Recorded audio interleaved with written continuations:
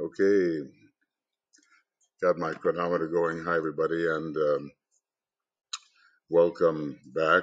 Um, I'm beginning to work again on a treatise on white magic. We're in the rules for the astral plane. It's possible you may hear a little background hum here because, believe it or not, it's a very hot day in Finland, and I have one of those little cooler boxes called Arctic Air humming away beneath the desk. So I hope it is not a problem. Uh, Melting in one's chair is more of a problem. Well, we've been dealing here with what is called fundamental forms. And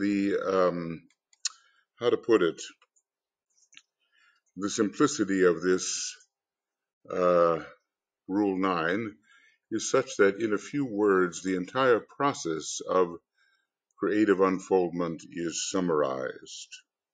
So all life is vibration, and the result of vibration is form. This is what we reviewed together in 9.2. Okay, so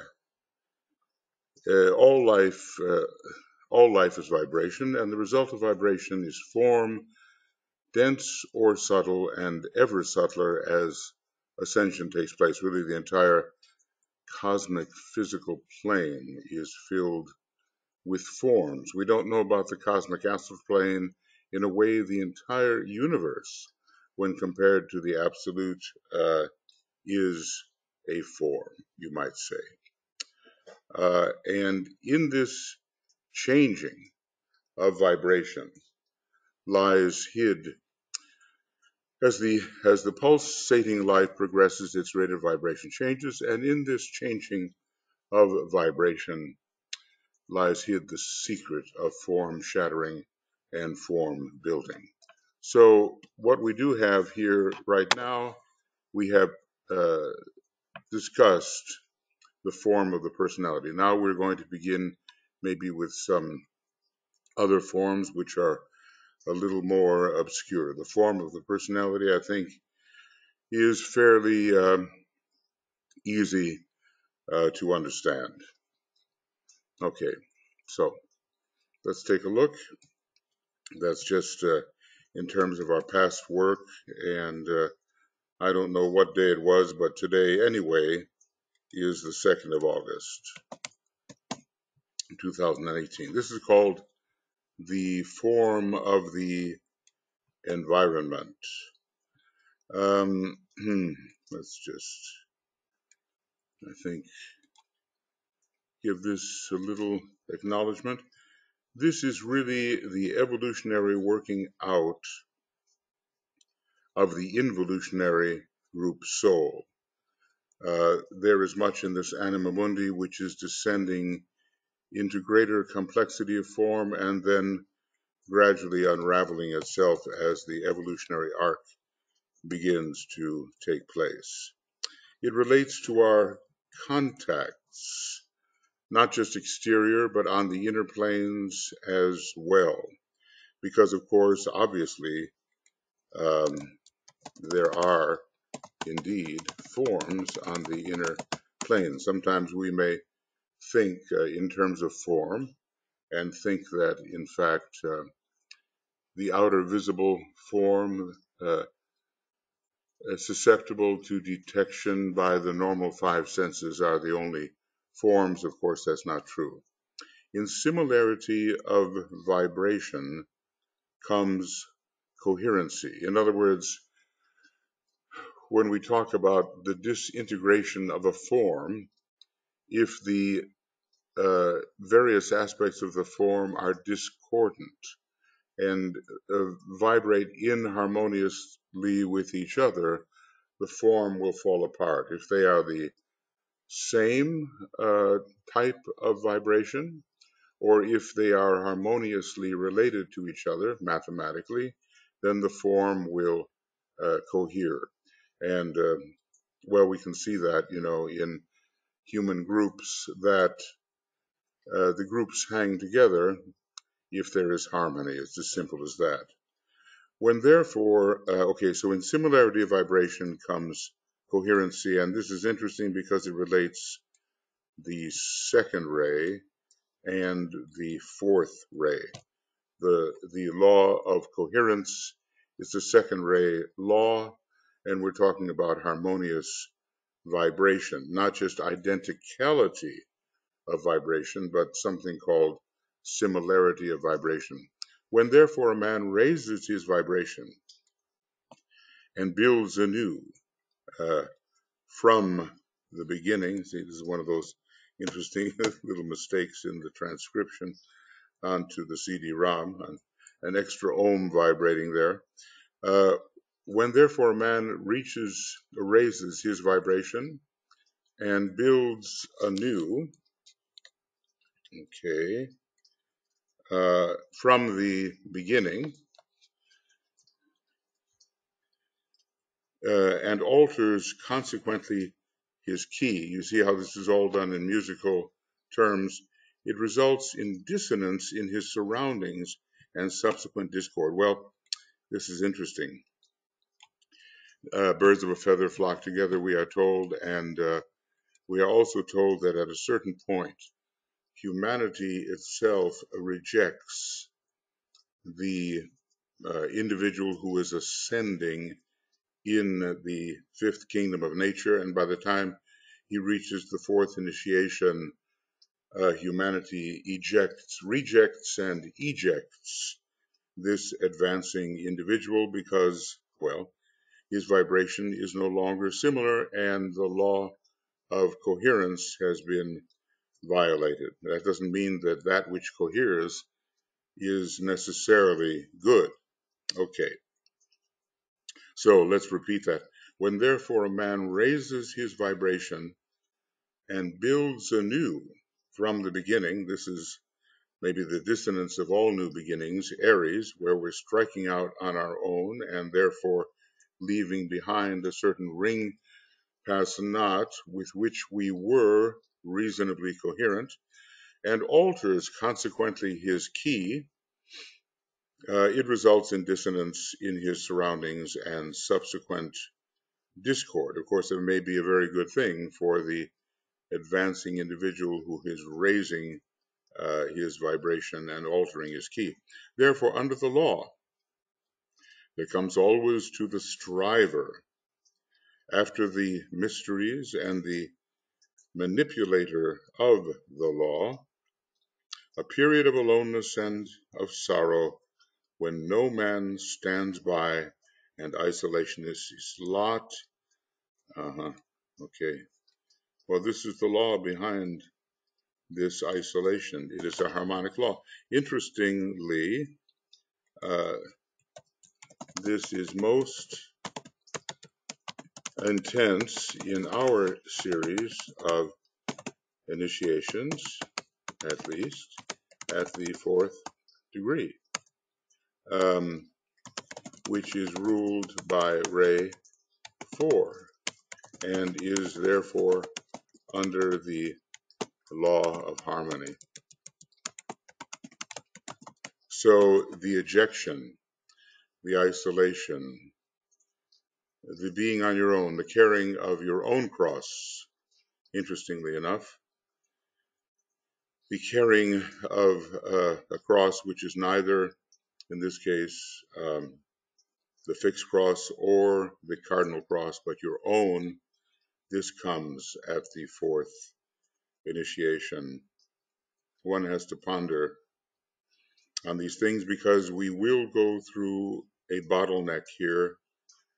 We will have to make that transition all by ourselves. There is no breadth to it, even though the watching hierarchy is standing by, and even the solar angel, which has not yet left its post to return to, let's say, the heart of the sun, the solar angel is still standing by. But then, of course, the isolation becomes very complete when the solar angel wings its way back to one of its sources, and we do have that statement, my God, why hast thou forsaken me? And that that can relate to the solar angel, which indeed is a supervisory deity. So let's just know that when we head into that type of isolation, and to a certain extent all the way along the arc of progress, of spiritual progress, we are heading into a period of isolation, and we have to be able to bear that. And that also is when a higher version of the dark night of the soul descends upon us. And it is registered in our soul consciousness and not just in our mental consciousness, the Tibetan tells us. So many things come together here. Therefore, under the law, there comes always to the striver after the mysteries, and I trust that increasingly we are that, and the manipulator of the law, using the law intelligently and with love to advance the divine plan, a period of aloneness, not excessive, because I'm sure it's met by great joy when the cross is overturned, as it were, and out into wider and greater life, the initiate is released. Okay, that's in one of those old commentary stanzas about the dark and narrow tunnel through which we almost pass, at the end of which we see that cross, the rosy cross against a field of blue, and that cross must be overturned. Then indeed we become brothers of the rosy cross, true rosy Crucians, and out into the life of hierarchy, fully fledged in hierarchy. There comes, why am I fixated on this? It seems so deep. There comes always to the striver after the mysteries and the manipulator of the law a period of aloneness and sorrow when no man stands by and isolation is his lot. In lesser degree, this comes to all and to the arhat, or initiate of the, maybe he's going to explain here what I've been rambling on about. In lesser degree, this comes to all and to the arhat, or initiate of the fourth degree. This complete isolation is a characteristic feature. Now, let's remember who is prominent, or what planet is prominent at the fourth initiation. And I'll just put it this way: Vulcan, the planet of initiation, is prominent here, and Vulcan was thrown out of heaven by his mother, who, a goddess, did not like his appearance. So he apparently was cast out of Mount Olympus, where the gods congregate, and we can consider hierarchy a kind of Mount Olympus where the gods congregate. Well, this was an earlier instance exemplifying the aloneness of Vulcan, when really, to put it in the colloquial language, you are between a rock and a hard place. He stands midway between life in the three worlds and that in the world of adepts. I think he's an arhat and at the fourth degree, and you can understand how indeed he stands here. I don't think that it can be said of any of us who's reading these particular books as we do read them, that we stand here. Some imagine that they do, some can hold it in sight perhaps, but at least we are instructed concerning the coming eventualities. His vibration does not synchronize prior to initiation with the vibrations of either group. Under the law, he is alone. In a way, the Garden of Gethsemane experience, really a sixth degree experience, but one which is looked at in terms of the fourth degree, shows this aloneness. The Christ is comforted by an angel from Capricorn, I think it is, and Vulcan has one of those strong relations to Capricorn, especially in the third decanate. But this is only temporary. When the environment satisfies, then is the moment of anxiety. When the environment satisfies, then is the moment of anxiety. It indicates stagnation. The application of the law causes primary disruption. This is so good. So let's remember this, and I'll blow it up a bit. Comfort is not necessarily a sign that all is well. And we are forever swimming upstream in our present state and getting battered as we go. And the bears, of course, are eager for a salmon sandwich, and we are the salmon on the way up. So just to have the comfort, although it may please the personality and give a certain kind of self-satisfaction, there's no guarantee there that progress is being made. We pay the price for progress. So all of this relates to what the Tibetan is calling the second form, or the form of the environment.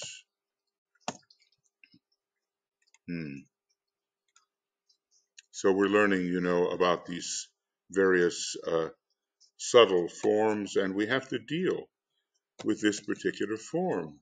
All of us have or are immersed in an environment with a particular form, and we should note carefully the harmonies and the frictions which come within this form. We cannot say that when there is discomfort and a feeling of being ill at ease, that it is necessarily an indication of something negative. It may be an indication of something very positive indeed. So evaluate the circumstances, that which stands around you, the form of the circumstances, and see of what nature it is and how it correlates with your responsibility to the divine plan and your spiritual will to move on into greater levels of usefulness. By the way, I did want to say, I think we are in, am I correct here? Yeah, we're in Rule 9, and it's 9.3. I'm sort of breaking these programs up. They are largely 1-hour programs, but occasionally, if I think I can be more efficient by doing a 2-hour program, I will do so. Okay, now the next. So what do we have so far? The form of the personality. We have the form of the environment. Now we have something, an unusual turn of phrase, and the Tibetan notes its unusualness. The form of the devotee. Yes, I mean just that word, for it expresses an abstract idea.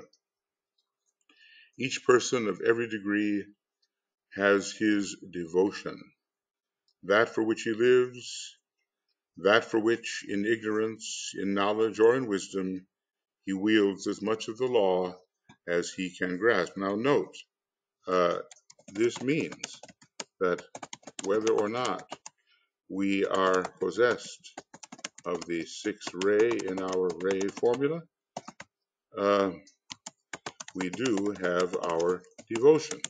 So pause for a minute here and just, before going further, what is your devotion? What is my devotion?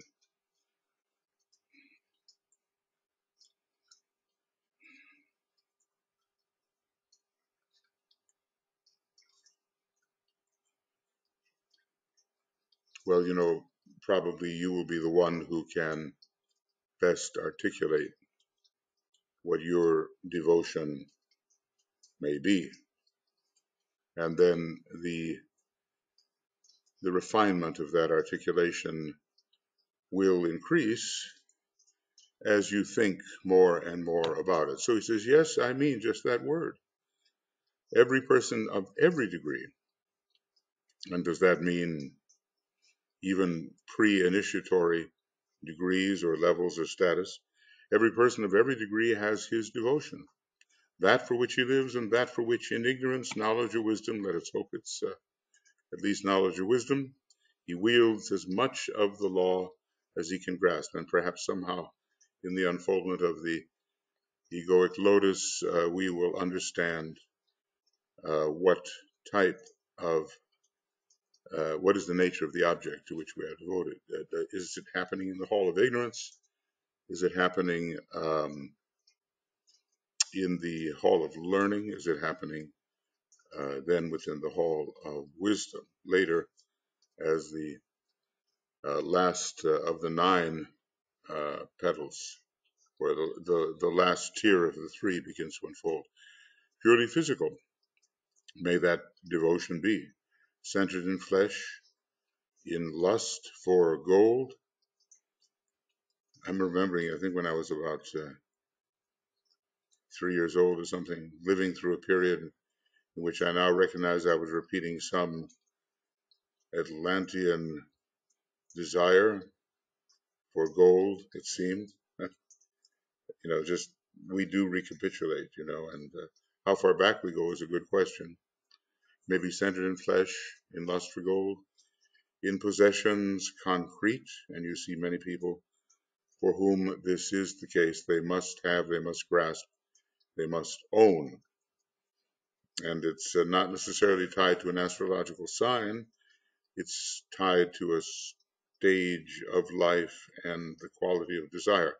He bends all his energies to the search for the satisfaction of that concrete form, and therein learns. So he strives to acquire or hold to or keep near a particular form. And DK goes through these things. Such a good book, and turning every stone so that we can understand as clearly as possible. Purely astral may be the aim of the devotee, love of wife or child or family, pride of race, love of popularity or lust of some kind. To them he devotes the whole of his energy. So, how do you pay for the object of your devotion? With energy. You buy it. Using the physical body to fulfill the desire of the astral. And note these things that he relates to the astral aims of the devotee, our normal familial relationships, our nation, the adulation of those around us, or lust of some kind. Lust in general is a desire which is short-lived perhaps and brings us in a direction usually which does not fulfill the higher objectives of our higher self. Anyway, how are we spending our energy on the objects of our devotion? So let's ask that. How are we spending our energy on the object? Or we could say, whoa, there we go. I was like the ability to reclaim objects of our devotion. Well, just, what are you after? What is the quality of your desire? What do you want? Alcoholics, let's say, have narrowed down their desires, simplified them remarkably so that the next drink becomes that to which they are entirely devoted, and all other things are out of the question. Then, of course, there's the devotee of God and trying to see God in all things. Some form or other to which we adhere, by which we are magnetized, toward which we draw or are drawn. He goes on, he's quite thorough here. Higher still may be the form of his devotion, love of art or science or philosophy, the life religious, scientific, or artistic To them he consecrates his energies, physical, astral, and mental, and always the form is that of devotion. Or maybe we can say also that the nature of his devotion creates a form and a relationship. And there is always an object, um, concrete or subtle, towards which the devotion is directed. So it gets us to think in another way, doesn't it, really interestingly? What is the object of our devotion? What is the form of that toward which we are devoted? What form is created by the devotion? How does devotion alter the forms towards which it is directed? What is the combination of the devotion that we exercise and the form towards which it is habitually directed? Always the vibration measures up to the goal, finds that goal, passes on, passes it, and disintegrates. So the vibration is a form in a way. And note Sagittarius here. I see the goal. Ho, ho, ho. I wish my cursor would not jump.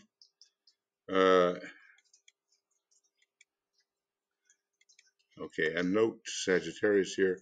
I see the gold. Well, maybe I do. I see the goal. I reach that goal, and then I see another, or then see another. Yes, our imagination helps to shape the goal towards which our devotion is directed. Sometimes our devotion can be directed towards a very abstract goal, which is hard to put in images or in words or in thoughts. It's simply a vibration towards which devotion is directed. And I just want to put that down, sometimes the object of our devotion, if we can call it an object, is formless.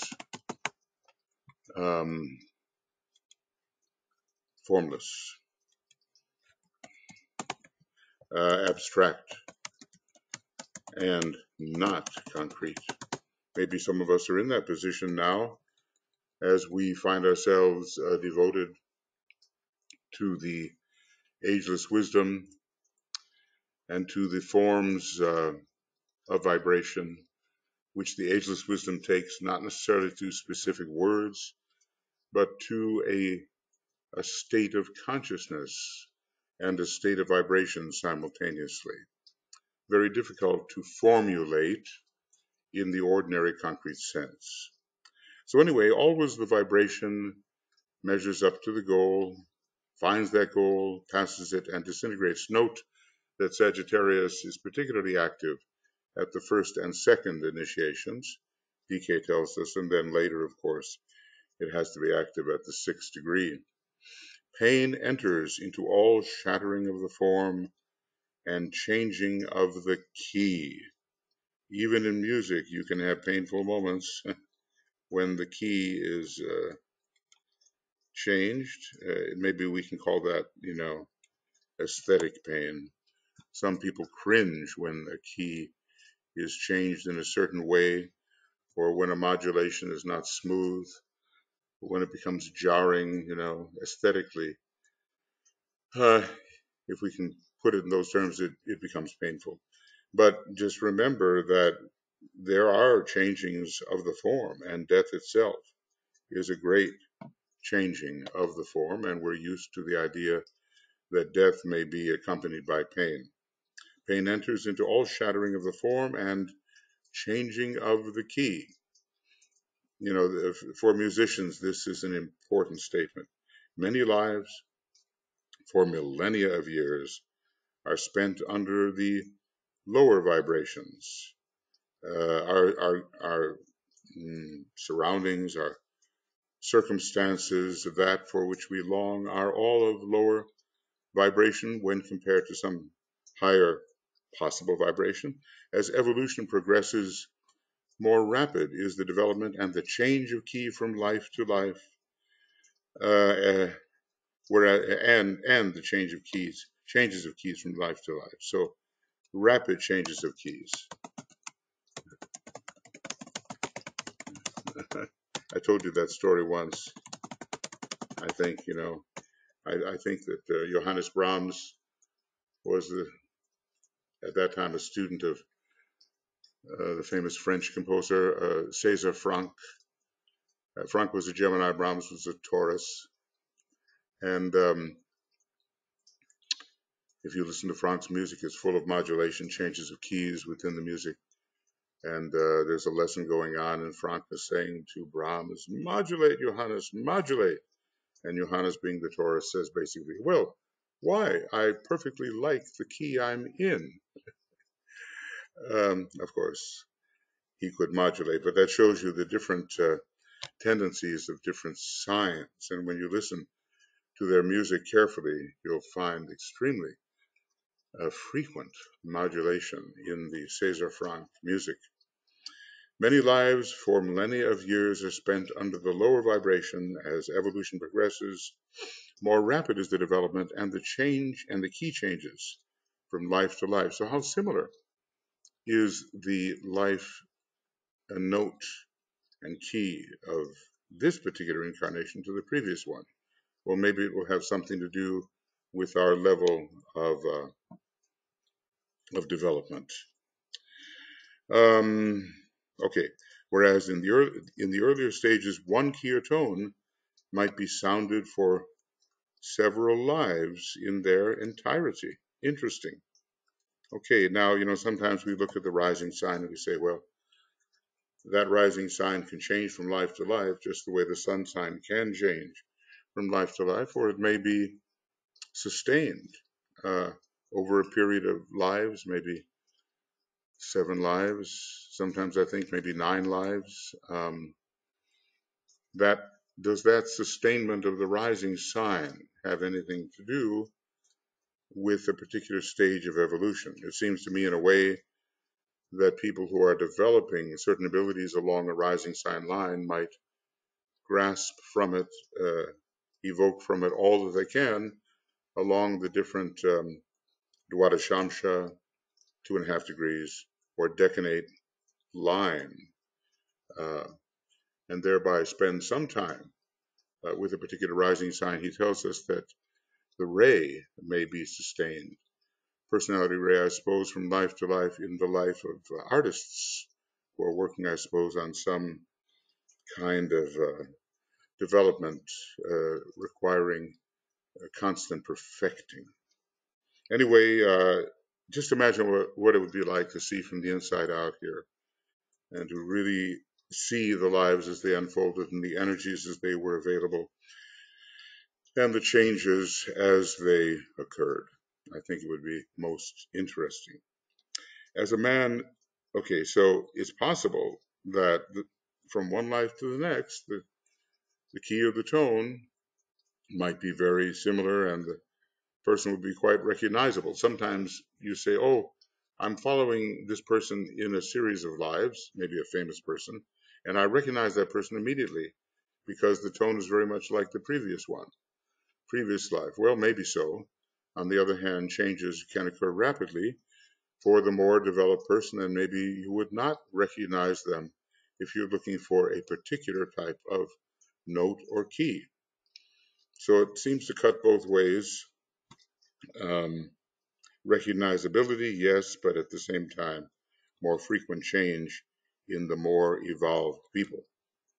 Okay, as a man nears the path, the probationary path becomes strewn with many shattered forms. Now, what can I say here? the, oh, okay, hold on.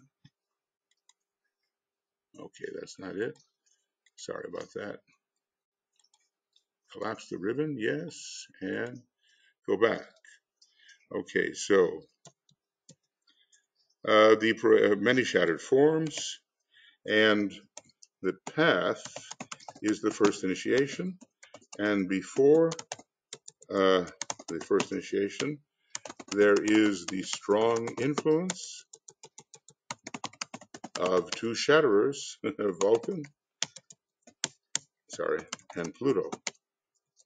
Okay, so that's one of the reasons as we approach that moment when we start entering the hall of wisdom, are taking the first initiation, that there's a lot of destruction because they cannot hold the uh, constantly elevating desire of the aspirant, who's very keen on the expansion of consciousness and the development of the Christ life. As a man nears the path, the probationary path becomes strewn with many shattered forms. Maybe Pisces is one of our last incarnations there. A lot of destruction in that sign. And from lesser cycle to lesser cycle, he changes the key, often in one life, heightening his vibration several times. Now, maybe we can do that too. Hopefully, we are becoming disciples. And let's just say change can occur without sacrificing coherency.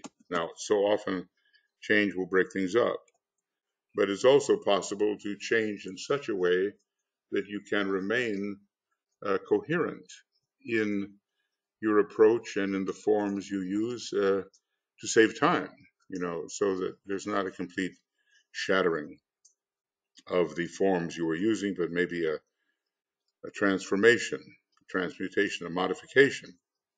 See, therefore, how the life of all aspirants, if progressing with the desired rapidity, is one of constant movement, constant changes and differentiations, and continuous building and breaking, planning and seeing those plans disrupted. Okay, well, it's a good warning. It's a good piece of education as we wonder, why must I be so unstable in my life?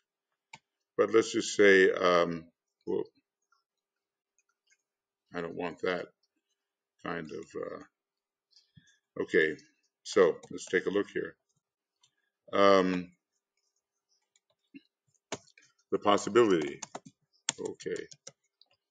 So it doesn't have to be that way. The possibility exists that all this can be handled more and more skillfully, but and here's the point, the mutable cross, there will be many changes and many disruptions. Now, remember the cross of mutability. That's what we're talking about here. And if anything, as we begin to approach the fixed cross at the first initiation, that mutability will increase.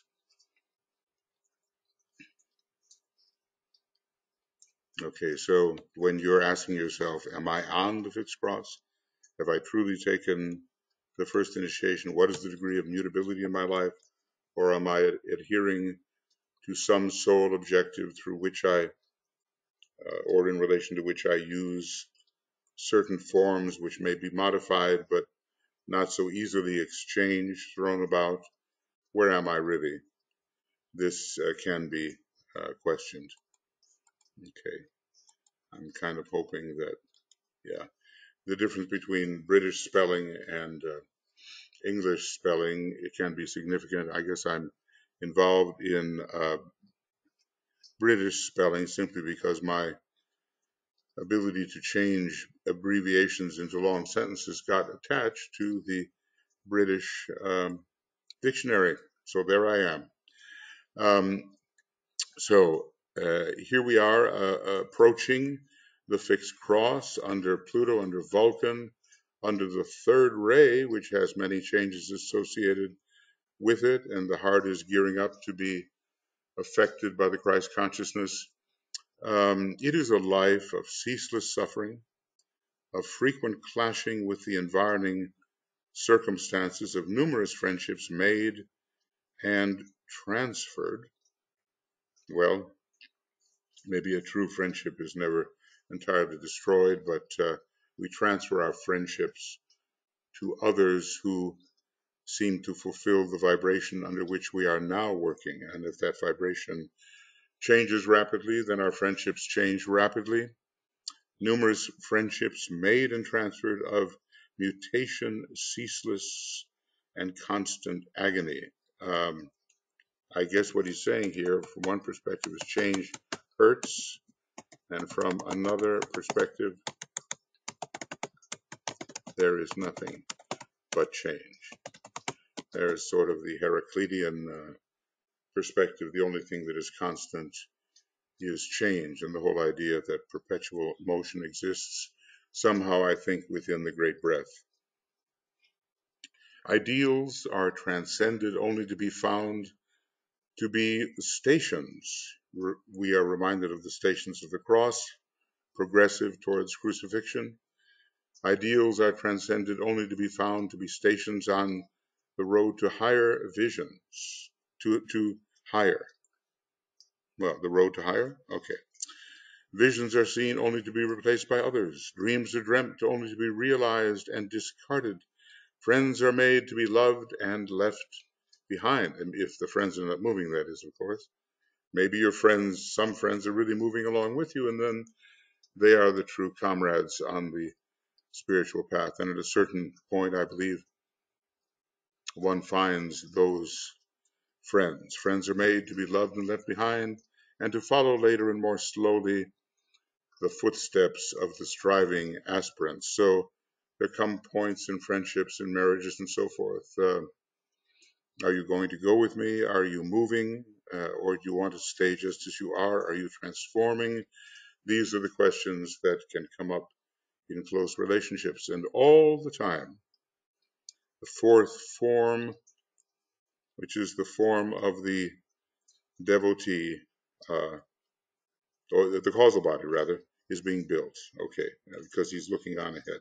The fourth form. So this is a wonderful little section, and even though a little bit abstruse, so much so that he has to say, yes, this is just what I meant. The form of the devotee, I guess we have to say towards what state of vibration, towards what state of consciousness, toward what concrete form, towards what state of vibration, towards what state of consciousness, no, towards what concrete forms are we devoted, or do we aspire? And that's going to take a little bit of research, isn't it? You know, you can say right off, and without too much consideration, I'm devoted to the teaching, but really, what does that mean? What is it about the teaching to which you are devoted?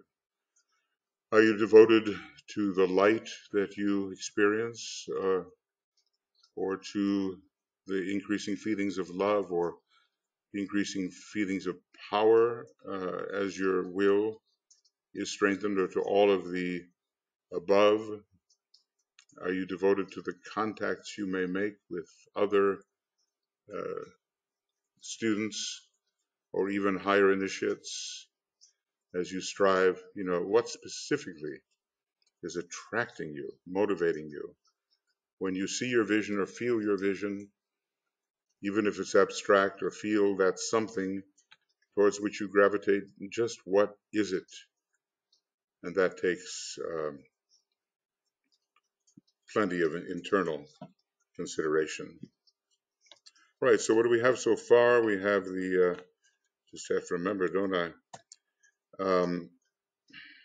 Going back, yeah. The form of the devotee, the form of the environment, and the form of the personality in reverse order, of course. I just gave them.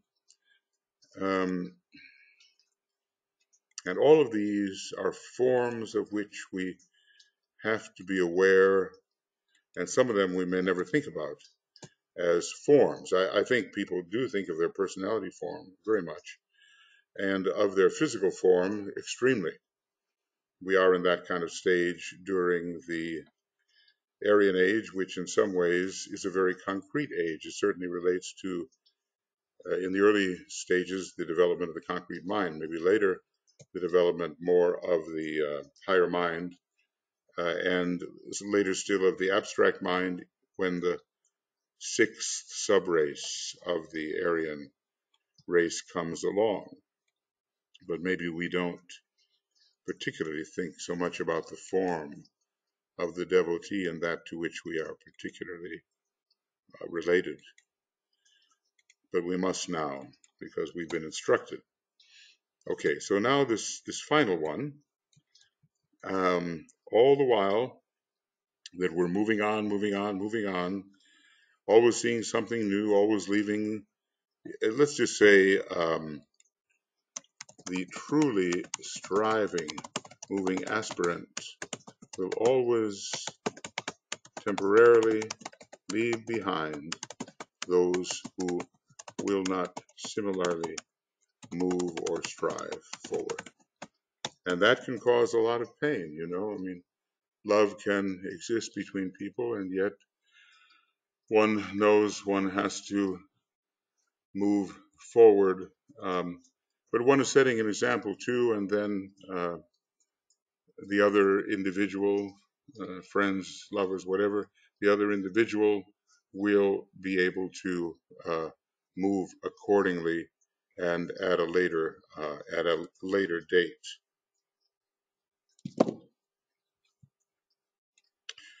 Okay, so now we take a look at this fourth form, the form of the causal body.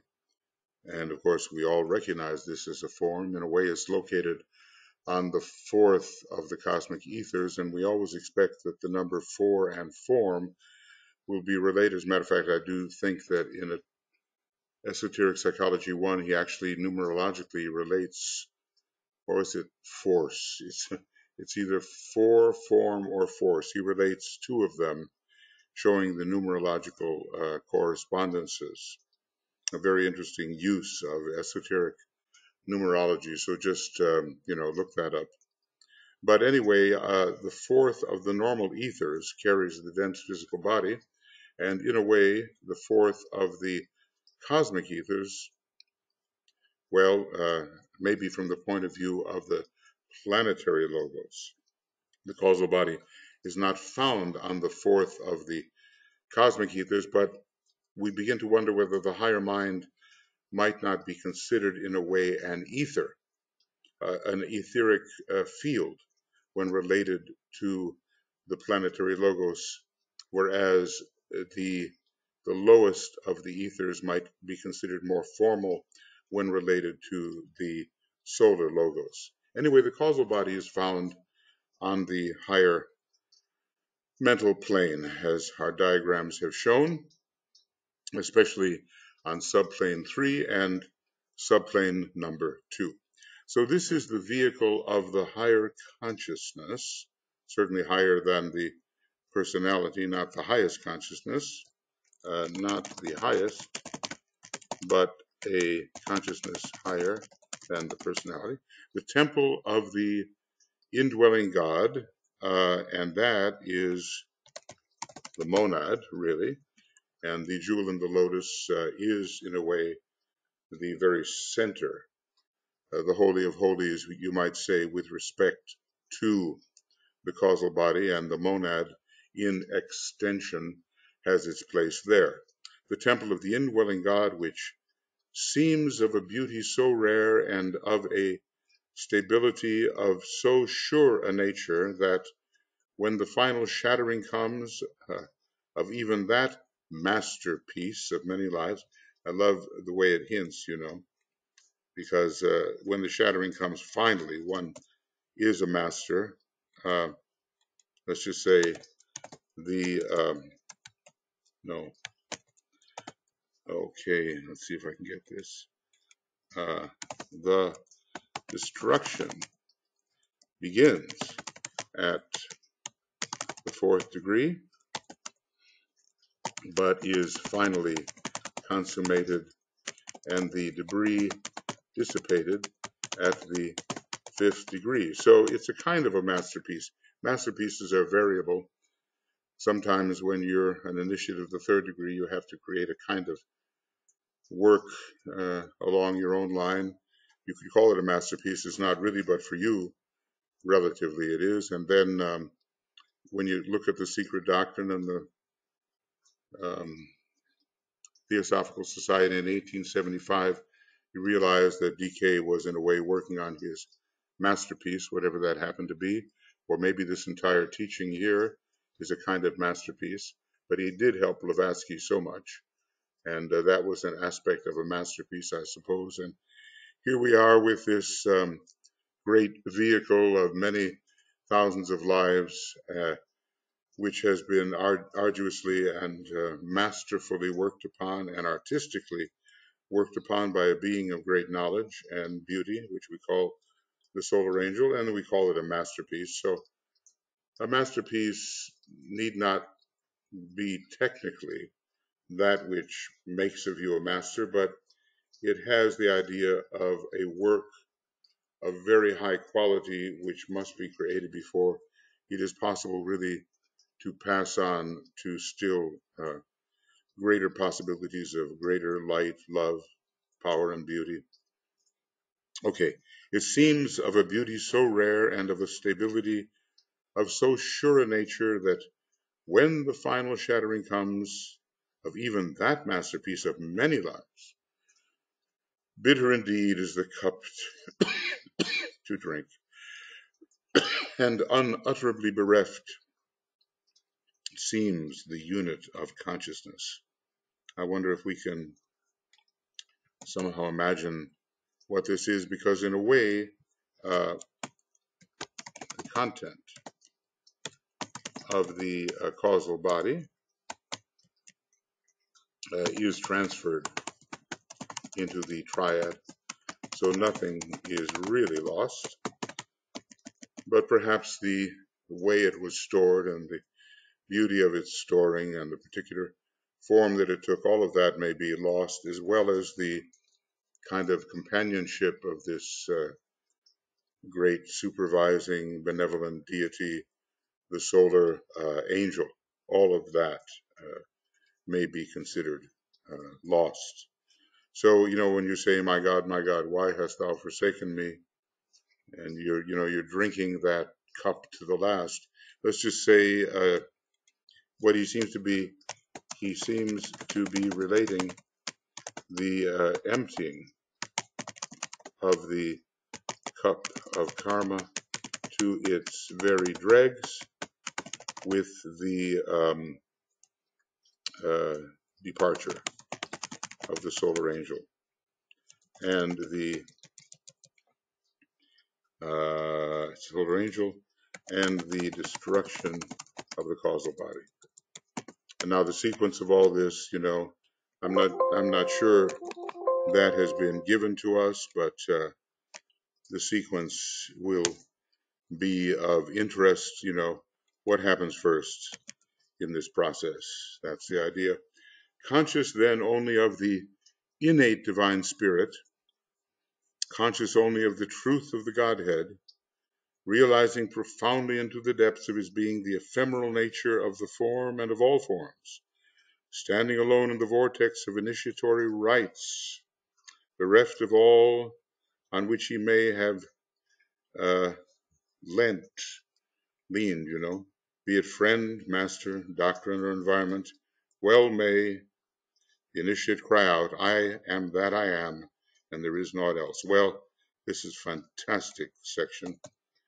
It's something that one would want to memorize by heart so that it really, conscious then only of the innate divine spirit, conscious only of the truth of the Godhead, realizing profoundly and to the depths of his being the ephemeral nature of the form and of all forms,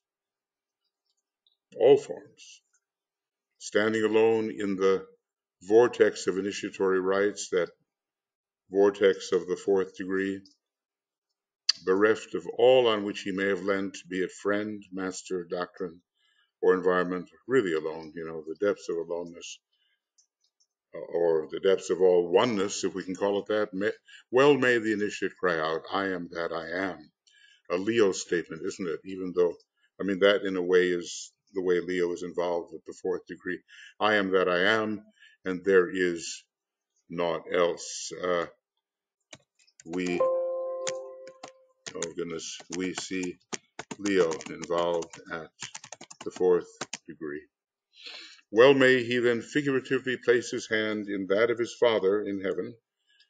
In other words, the angel of the presence has introduced him to the monad which he has become fully. Well, maybe let's just say he realizes he is. Maybe we have to wait until the sixth degree to become it fully. And hold the other hand out in blessing to the world of men. So holding on to the monad and blessing the world of men is the position we find this initiate in, holding,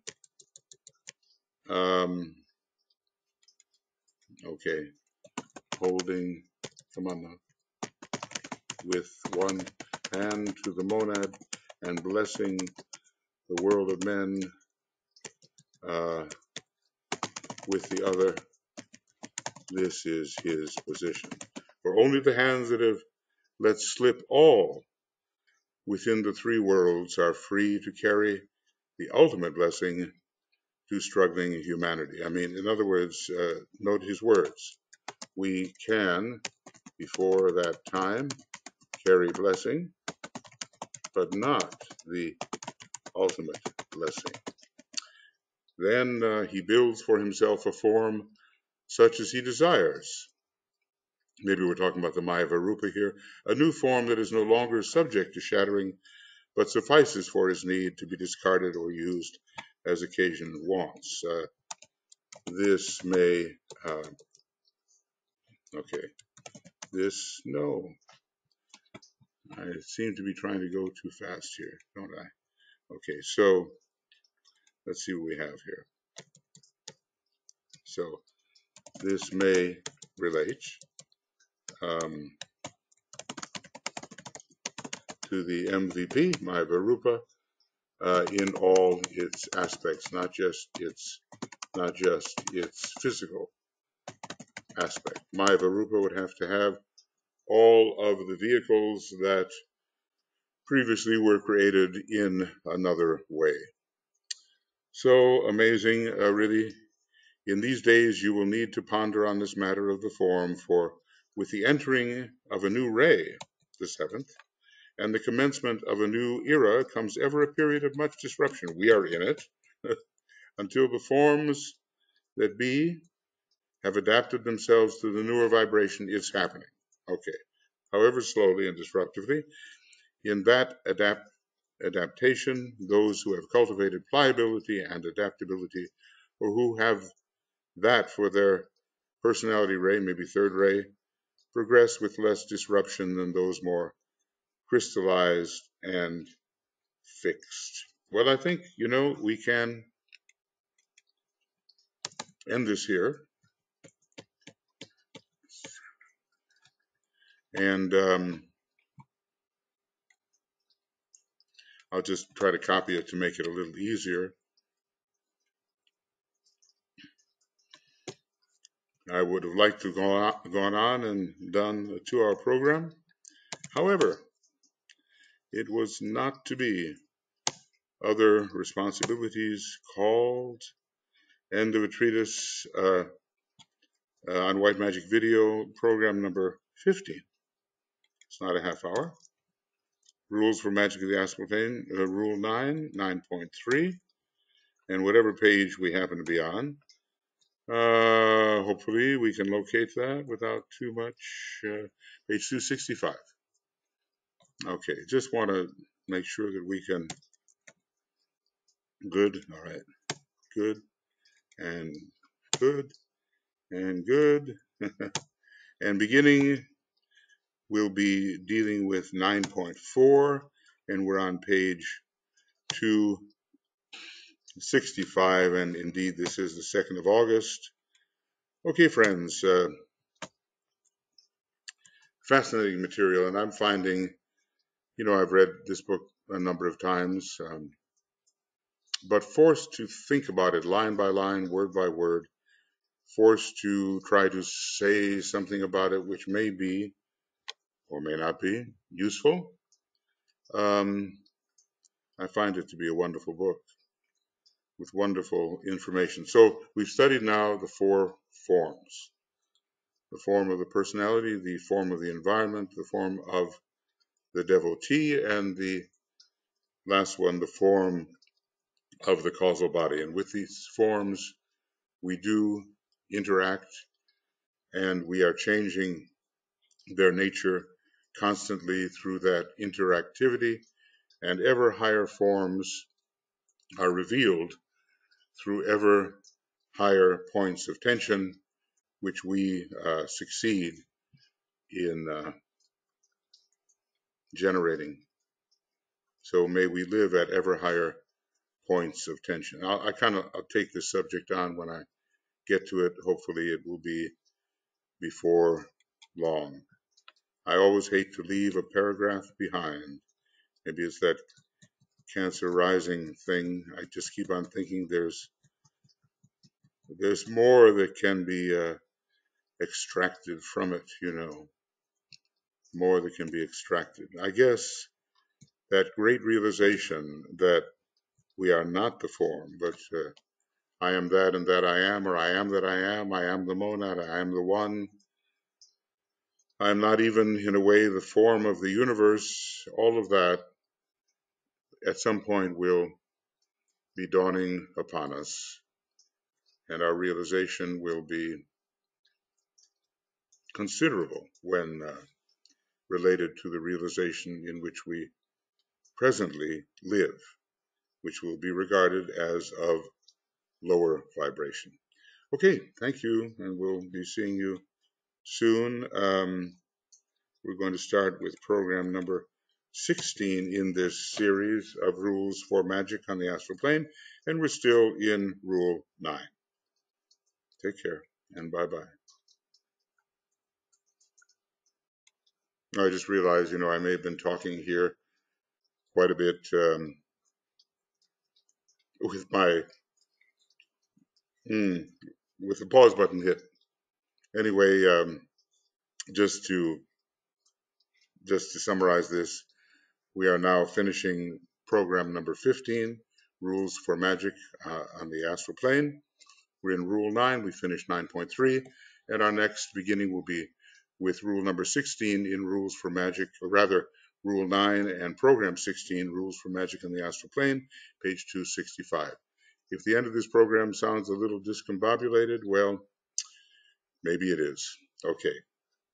See you soon, and bye-bye.